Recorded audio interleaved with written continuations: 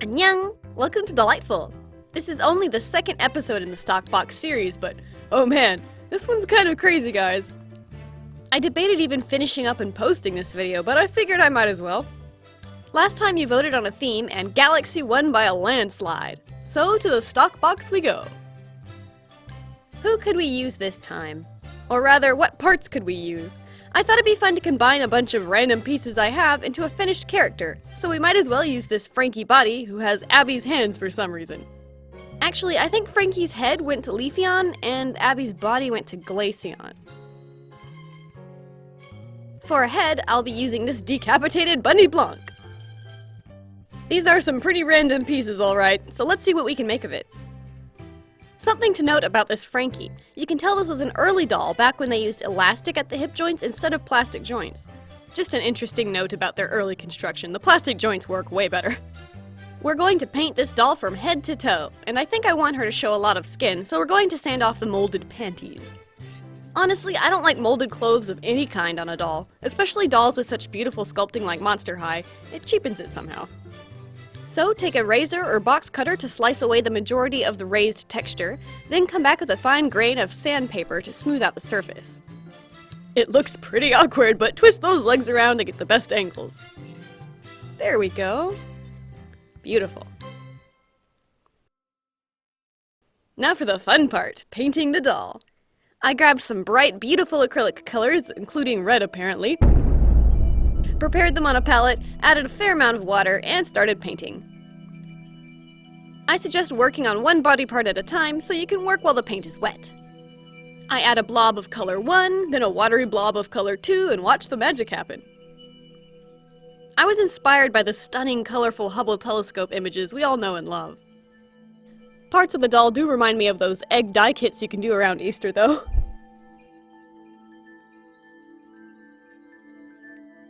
This was so much fun. I may have gotten a little carried away, even. Even if you don't want to do this on a doll, I suggest getting out your paints and just doing it on a canvas or something. It's really easy and fast and looks amazing, so I highly suggest it. Kind of therapeutic, too. For the time being, I think I'll keep Bunny's cute white bob, so I tuck it out of the way before removing her factory paint with acetone.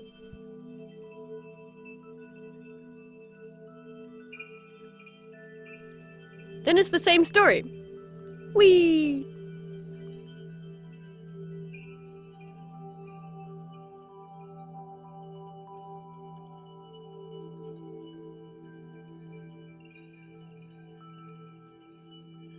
I did try harder to control the flow of colors on her face, and I think that was a mistake. If you let the colors do their own thing and swirl around, it generally ends up much prettier. Take the back of her head, for example. All the cool stuff happened in the back where I wasn't even trying. Let's make this look more like a galaxy by painting on the stars. Taking a tiny brush and white paint, I dab on tiny dots. Some bigger, some smaller.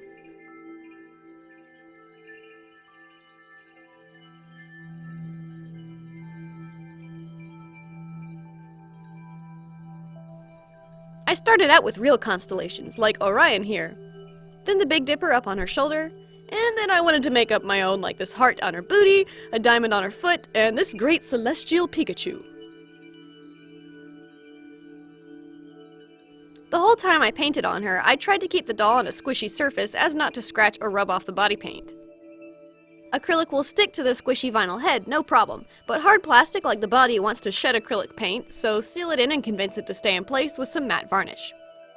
I mix it half with water in an attempt to keep it matte when it dries, but no matter what I do, it always ends up glossy these days. It's like the only time I got the ratio perfect was in my very first custom video, and I failed to recreate that effect ever since. Nevertheless, let's give the body 3 coats to protect the galaxy.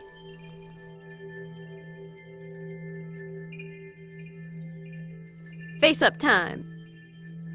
Pastels basically did nothing, so let's do this whole thing in acrylic paint. No watercolor pencils this time, so something a bit different for me. Let's start with establishing a base for the eyes by filling in the whites. While I have the white mixed up, I thought white lips might look cool too. Since her skin is so busy and colorful, I felt the face needed to be simple. Next is the iris shape. decided to go with a light blue. With a slightly darker blue shade, add definition around the iris's edge. Taking a dark purple, we can paint in the eye line. Using a tiny brush, I try to stroke the paint delicately from the corner out to the wing.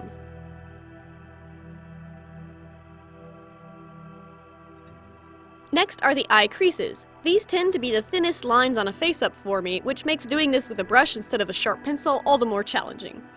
But if you can get a good angle on the head and hold your breath, it can be done.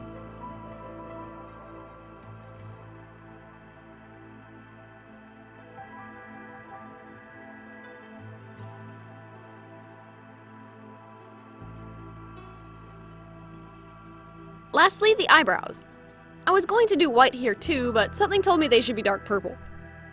I hesitantly dot on where I want the eyebrows to start, taking note about the distance from the corner of the eyes, then go for it and hope it works out. If you don't like it, work fast and remove the acrylic with some water.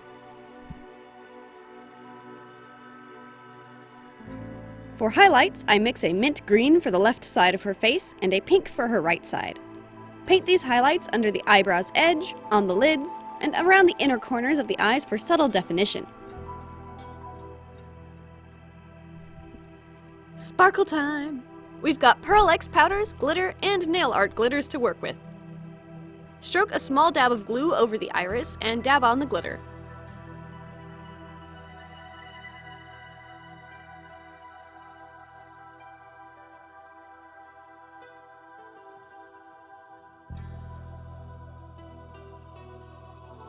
For the eye shines, we're going to place on a star-shaped glitter, much like Charlotte Copperchain had.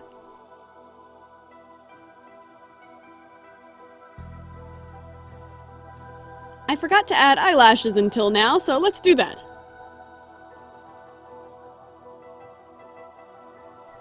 And then add flecks of white stars over her whole face. Beautiful and mysterious was the expression I intended to give her, but Bunny's adorable smiley mold makes her look much more friendly than mysterious.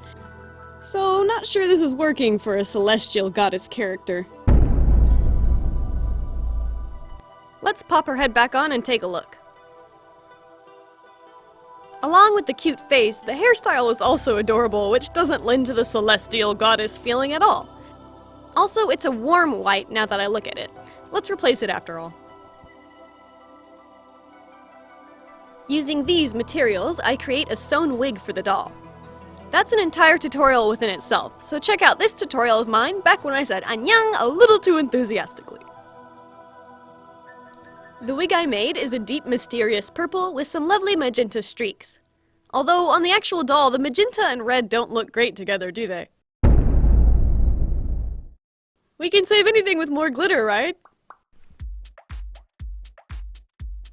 Taking some gems and rhinestones from Hobby Lobby and craft shops, I hot glue and regular glue details to the wig, achieving this sort of crown look.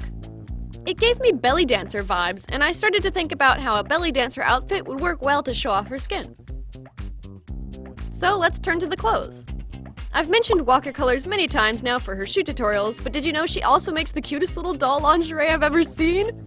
So following her tutorial, I created the tiniest bra in existence using white cotton fabric, glue, a little lace detailing, threads for a crisscross strap, and finished it off with rhinestones and silver chains for some belly dancing bling. For a skirt, I start off by gathering a strip of tulle and attaching it to a waistband. Tiny doll skirts don't have the weight to keep them down and in place, so attach a small ribbon around the crotch to make sure it won't ride up.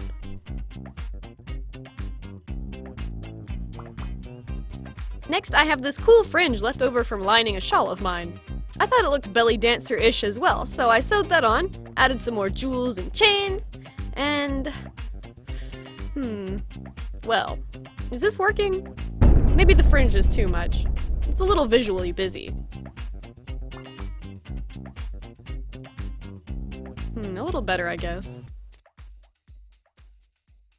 Maybe panties instead so we can see her legs? But that makes her some kind of celestial lingerie model character? What even is this doll? How about a short and simple dress? No, the poofy shape doesn't suit her. Maybe a tight-fitting knit dress would be more elegant? What let's move on to the shoes. First, take your medium of choice, whether it's clay or epoxy, and form the base of the shoe.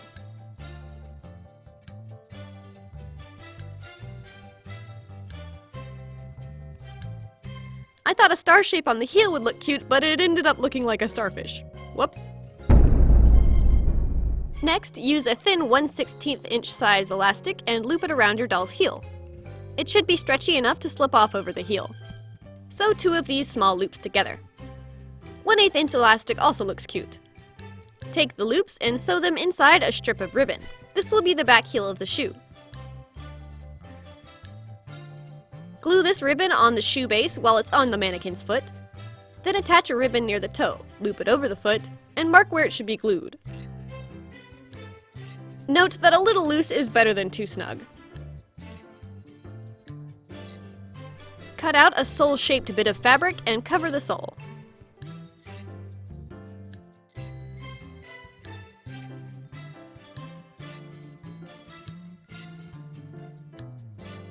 Paint the base to match. It took me 2 or 3 coats of paint.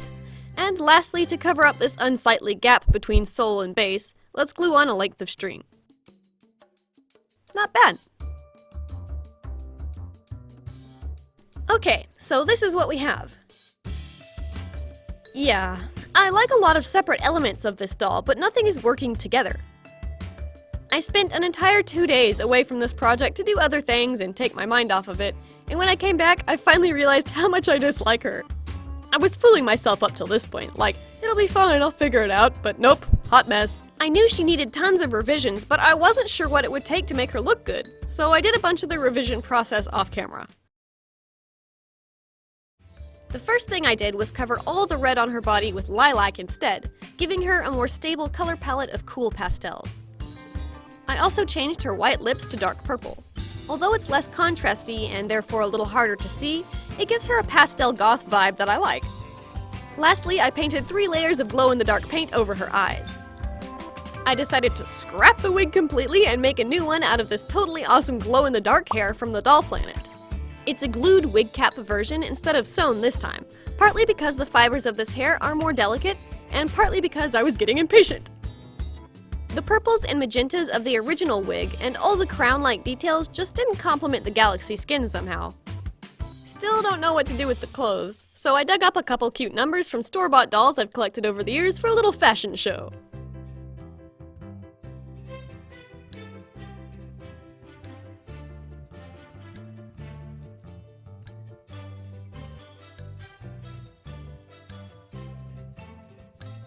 My favorite items were Avia Trotter's wings and River Styx's cloak. The wings were kind of small, so I made a bigger, jointed pair out of black paper and wire, thinking it would give her a cool and dramatic silhouette.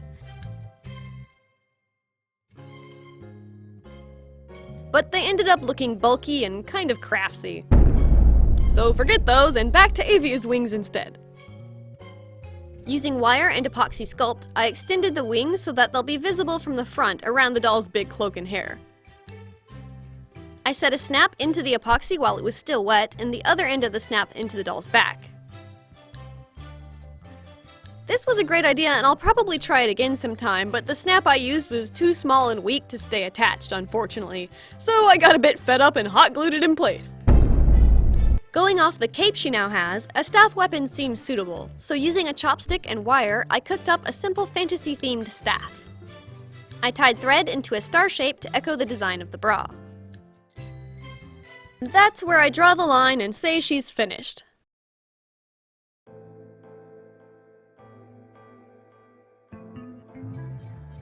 I'm still not completely satisfied, but I think she's a definite step up from stage 1. After a Skype call with my family, we all agreed she looked best in the nude to show off the galaxy painting, and that clothing cheapened the celestial goddess vibe I was shooting for. Of course, I'll save the wig and all the clothes I made. Maybe I can use them on a future custom.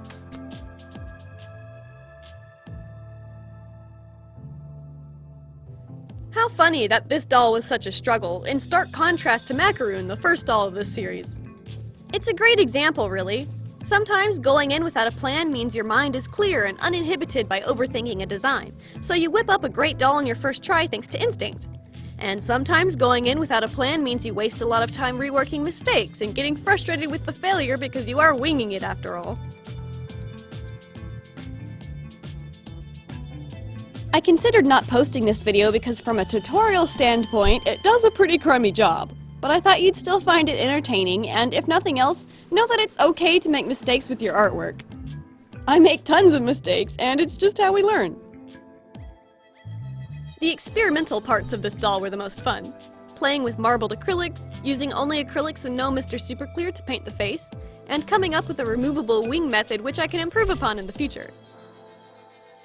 Although I got a bit fed up with her towards the end, she's not a bad doll. In fact, I think she looks pretty cool now. It's hard not to look cool when your hair glows in the dark. Still, I can't help but feel she's missing something in her design to make her feel fully complete. So if you know what that something is, leave a comment.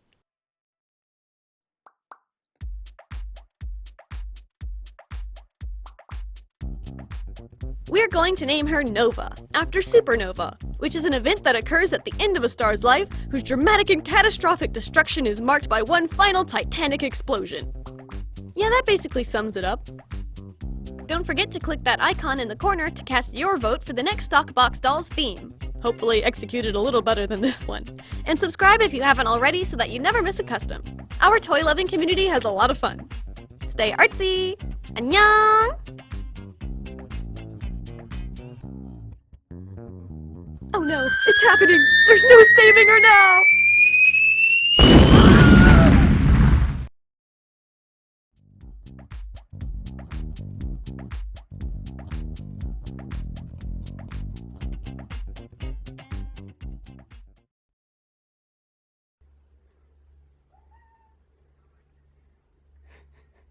야, 안 돼.